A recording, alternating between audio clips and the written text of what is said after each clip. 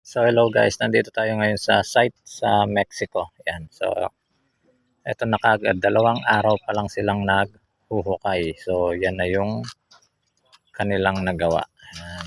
Tapos may bang house na rin agad sila. Yan. So yun, punta na natin. Napunta ka ngayon dito.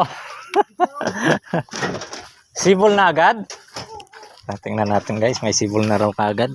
Ang babaw ng tubig. Ay oo. Wow. Pwede, hindi nyo na pala kailangan ng tubig dito. Oo, yan o. Babaw ng tubig. Yan o, dami na kagad nilang nahukay na poste. Anong lalim nyo yan? 240. Magmula dito sa Tansi. 240. So yun no, may mga pang ano na kagad, pamputing na kagad na hukay.